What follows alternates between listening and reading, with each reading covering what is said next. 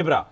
हाँ जी, लिब्रा हजरात, जहाँ तक हमारे एस्ट्रोलॉजी का इल्म है उसके हिसाब से आप सही रास्ते पर चल रहे हैं इन दिनों।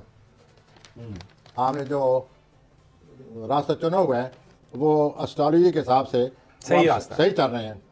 दूसरा, जोरा और प्लूटो की जो नज़र है वो आपके घर पर पड़ रही है किरणें, तो आप घर की ज़ेबो आराइश, तामीर, घर को बेहतर बनाना, इसमें आपको बड़ी दिलचस्पी रहेगी। इबादत और ये जो मजहबी रुझान है ये बहुत ज़्यादा हो रहा है। प्लानर तो ये कह रहे हैं कि आपने अपने घर को मस्जिद बनाया हुआ है। ओहो, अच्छा।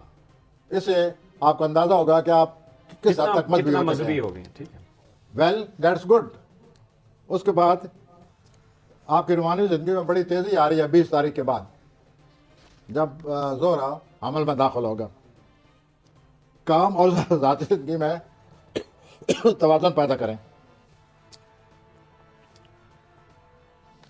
रोमांस तो हर एक को खुशी का बायस बनता है, हर कोई खुश रहे, लेकिन आपके रोमांस में कोई ज़रूर ज़्यादा खूबसूरती का अंसर दाखिल है, तो इसका मतलब ये हुआ कि आप कोई ज़रूर ज़्यादा रोमानवी